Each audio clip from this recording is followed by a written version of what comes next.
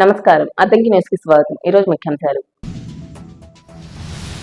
అద్దంకిలో ప్రారంభమైన జిల్లా స్థాయి క్రికెట్ పోటీలను ప్రారంభించిన మంత్రి తనయుడు హర్షవర్ధన్.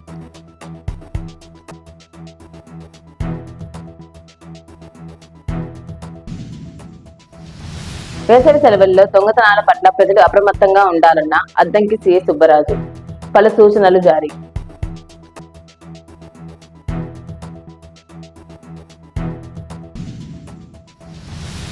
అద్దంకి మండలంలో 60 మంది రైతులను రాయితీ యాంత్రీకరణ పరికరాలకు అర్హులుగా గుర్తింపు. వివరాలు వెల్లడించిన ఏవో వెంకటకృష్ణ.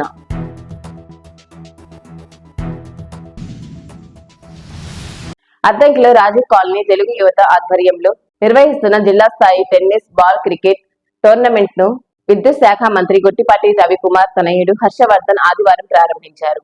అనంతరం క్రీడాకారులను పరిచయం చేసుకున్నారు. సిఐ సుబ్బరాజు, పట్టణ టీడీపీ అధ్యక్షుడు చిన్న లక్ష్మీ శ్రీనివాసరావు, వడవల్లి పూర్ణచంద్రారావు, కాకాని అశోక్ పాల్గొన్నారు.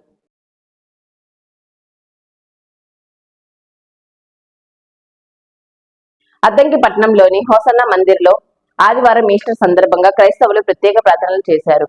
క్రీస్తు శిలువ వేసిన 3వ రోజు పునరుద్ధారుడైనందున ఆయనను స్మరించుకుంటూ క్రైస్తవులు ప్రార్థనలు చేసినట్టు పాస్టర్ ఏసోబు తెలిపారు. దైవ సేవకులు ఈస్టర్ వర్తమానాన్ని అందించారు. క్రమంలో అద్దంకి పరిసర గ్రామాల క్రైస్తవులు పెద్ద ఎత్తున పాల్గొన్నారు.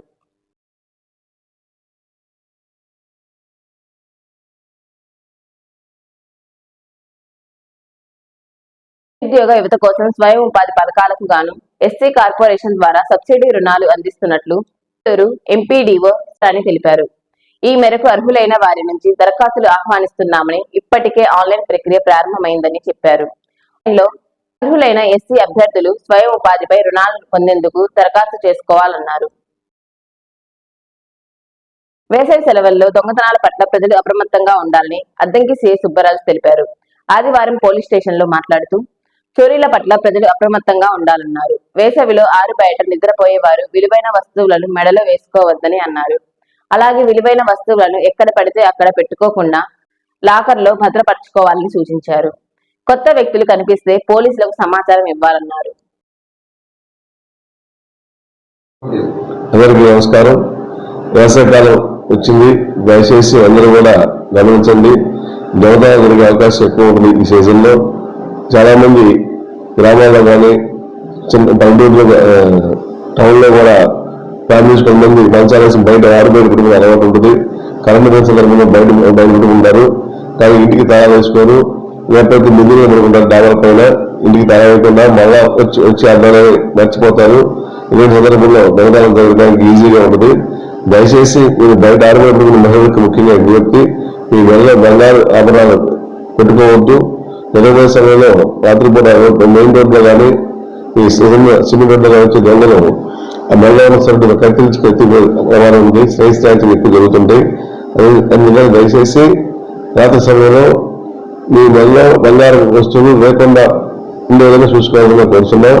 అదేవిధంగా మీరు చుట్టూ ప్రాంతానికి వెళ్ళినప్పుడు కానీ నగర కూడా మీరు టెంపుల్కి వెళ్ళినా, చిన్న మార్కెట్కి వెళ్ళినా ఇంటికి తాళం వేసుకోవాలండి. దయచేసి ఇప్పుడే వస్తాం కదా, వెంపడే వస్తాం కదా అని అదమర్చి తాళం వేయకుండా బీరో తాళం అక్కడే పెట్టి టీవీకి టేబుల్ దగ్గర లేదా కిచెన్ దగ్గర అక్కడ పెట్టి వెళ్తే దొంగతనం చేయడానికి దొంగలకు ఈజీగా ఉంటుంది. మీరే అవకాశం కల్పించబడుతుంది.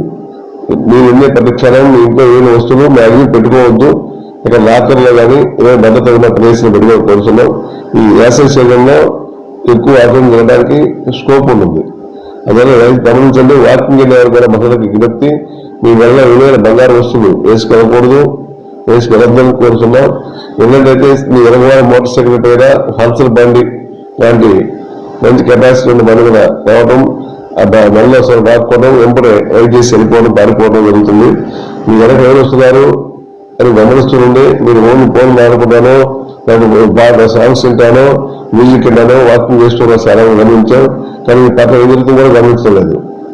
అలాంటప్పుడు వచ్చే అటెంట్ ఎవరు ఏంటి ఎందుకు వస్తున్నారో గమనించకుండా మీరు మీ గ్యాస్లో జరుగుతున్నారు తప్ప వాడు వచ్చే వ్యక్తి గమనించలేదు. అదే గమనించండి. వాడు మన వైపు వస్తున్నారా, మన పక్కన వాళ్ళ వైపు వచ్చి దాడి చేసి రాకపోతున్నారా గమనించుకోకుండా ఎప్పుడో 14 నిమిషాల పక్కన చూస్తున్నారు. ఆ ప్రమాదం మీకు జరిగినా మీకు ఇబ్బంది పడతారు. బంగారం వాల్యూ పెరిగింది, దానివల్ల దొంగలు ఎక్కువ బంగారం వైపు లేకపోవడానికి ప్రయత్నం చేస్తున్నారు. ఆ వస్తువును కాపాడుకోవాల్సిన బాధ్యత మీకు ఉంటుంది. జాగ్రత్త తీసుకోవాల్సిన అవసరం ఉంది. వెంబడే మీ దగ్గర సెల్ ఫోన్ తో కనీసం ఫోటో తీయటం, ఆ బండి వీడియో తీయటం, ఆ నెంబర్ నోట్ చేయడం చేయండి. దయచేసి గెలిస్తే కొంత మాకు అఫెండ్ జరిగిన తర్వాత ట్రేస్ చేయడానికి కొంత నీట్ జరుగుతుంది. ఇలా వేగం గమ్మున ఉంటే కష్టం అవుతుంది ఒకసారి. దయచేసి ఈ విషయం గమనించండి. నమ్ముతూ కోరుతున్నాం. బాపట్ల జిల్లా బల్లికురువ మండలం కొణిదల గ్రామంలోని గ్రానైట్ పరిశ్రమలో భారీగా ఉన్న నిషేధిత జిలిటన్ స్టిక్స్ ను సంతమాగులూరు సిఐ వెంకట్రావు తమ సిబ్బందితో స్వాధీనం చేసుకున్నారు. సిఐ వివరాల మేరకు ఎటువంటి అనుమతులు లేకుండా దాచి ఉన్న 2300 జెలిటిన్ స్టిక్లు గుర్తించామన్నారు. ఫ్యాక్టరీ యజమానులపై కేసు నమోదు చేసి దర్యాప్తు చేస్తున్నట్లు చెప్పారు. విశ్వాసానికి మారుపేరు సునకాలు అంటారు. బంధాలు బంధుత్వాలను ఖరీదు కట్టే కాలంలో తన పొట్ట నింపుతున్న యజమానురాలిపై ఓ సునకం తన ప్రేమ విశ్వాసాన్ని చూపింది. బస్సు దిగుతున్న ఆమె వద్దకు వెళ్లి ఆహ్వానం పలికింది. అద్దంకి నుంచి ఒంగోలు వెళ్లి తిరిగి వస్తున్న తన యజమానురాలిపై విశ్వాసం చూపి చూపర్లను ఆకట్టుకుంది. ఈ ఘటన అద్దంకి ఆర్టీసీ బస్టాండ్లో ఆదివారం చోటు చేసుకుంది.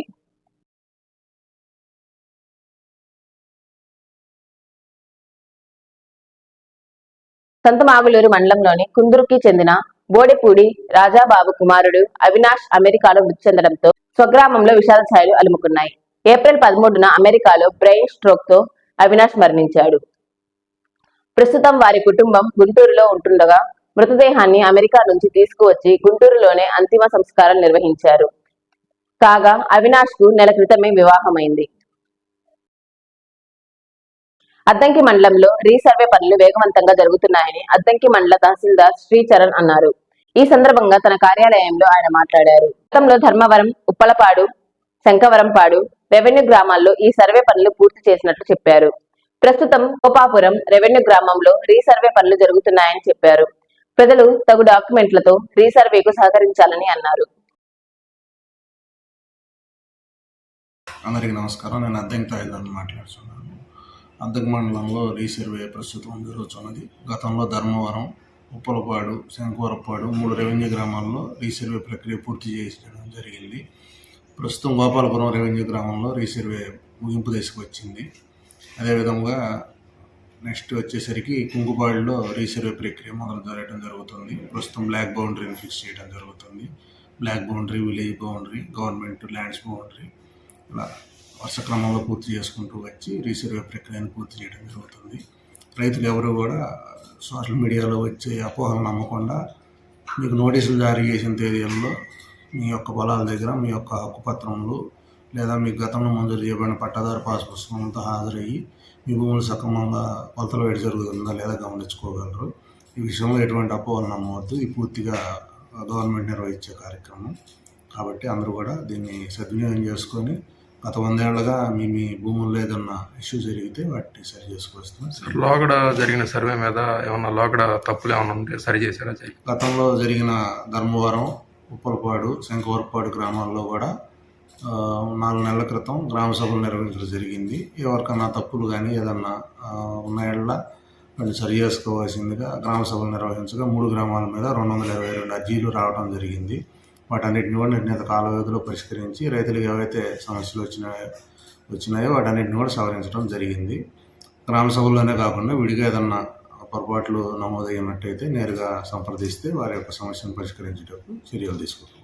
Thank you. అద్దంకి మండలంలో 60 మంది రైతులను రాయితీ యాంత్రీకరణ పరికరాలకు అర్హులుగా గుర్తించినట్లు మండల వ్యవసాయ అధికారి వెంకటకృష్ణ తెలిపారు. ఇప్పటి వరకు 37 మంది రైతులకు 9 చక్రాల గొర్రులు, రోటవేటర్లు, 7గురికి తైవాన్ సాయర్స్ రాయితీపై పంపిణీ చేసినట్లు ఏవో తెలిపారు. మిగతా వారికి వారంలో పంపిణీ చేసి సబ్సిడీని అందిస్తామని అన్నారు. అద్దంకి మండలానికి మొత్తం 60 మంది రైతులకు మనం ఈ వ్యవసాయ యంత్ర పరికరాలు అందించడం జరిగింది. ఇప్పటి వరకు 37 9 చక్కల గొర్రెలు, అలానే ఒక 4 రొటావేటర్లు, ఒక 7 తైవాన్ స్ప్రేయర్లు, మిగిలినవి విత్తన పెద్ద గొర్రెలు కూడా మనం ఇవ్వడం జరిగింది.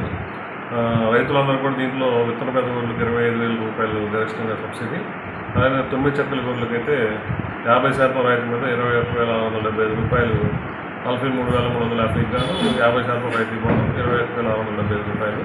అలాగే రొటావేటర్కి 1,45,860 రూపాయలు గాను 46,000 రూపాయల సబ్సిడీ బోను 99,840 రూపాయలు చెల్లించారు. వీరందరికీ కూడా ఈ వారంలో మనం డైరెక్ట్గా సబ్సిడీ. అద్దంకి మండలంలోని రేషన్ కార్డుదారులు ఈకేవైసీ చేయించుకోవాలని అద్దంకి తహసీల్దార్ శ్రీచరణ్ తెలిపారు. ఆయన మాట్లాడుతూ ఈకేవైసీకి ఈ నెలాఖరు వరకు గడువు ఉందన్నారు. డీలర్ల వద్ద ఈకేవైసీ చేయించుకోవాలన్నారు. ఉచిత గ్యాస్ సిలిండర్ల పథకానికి సంబంధించి గ్యాస్ ఏజెన్సీల వద్ద ఈకేవైసీ చేయించుకోవాలన్నారు. ఈ రెండు ప్రక్రియలు లేకపోతే రేషన్, ఉచిత గ్యాస్ సిలిండర్ల పథకాలు వర్తించవన్నారు. కాబట్టి ఈ మొదటి 4 నెలల్లో ఒక సిలిండర్ పొందే అవకాశం గ్యాస్ వినియోగదారులకు అవకాశం కలదు. కాబట్టి దానికి కూడా గ్యాస్ ఏజెన్సీకి వెళ్ళి ఈకేవైసీ తప్పనిసరిగా చేయించుకోవాలి. అదేవిధంగా మీరు గ్యాస్ ఏజెన్సీకి ఏదైతే ఇచ్చారో బ్యాంక్ అకౌంట్, ఆ బ్యాంక్ అకౌంట్ నందు కూడా ఈకేవైసీ తప్పనిసరిగా మీరు నమోదు చేయించుకోవాలి. ఈ రెండు ప్రక్రియలు కనుక సక్రమంగా లేని యెడల ప్రభుత్వం వారు ఇచ్చే సబ్సిడీ, ఉచిత సబ్సిడీ మీ అకౌంట్లో పడకుండా సాంకేతిక సమస్య వల్ల ఇబ్బందులు ఎదురవడం జరుగుతుంది.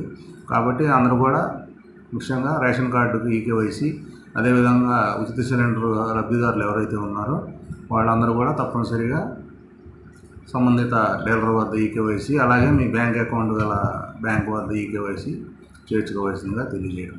Thank you. అద్దంకి న్యూస్ సమాప్తం. తిరిగి రేపటి న్యూస్ కలుద్దాం. అంతవరకు సెలవు. నమస్కారం.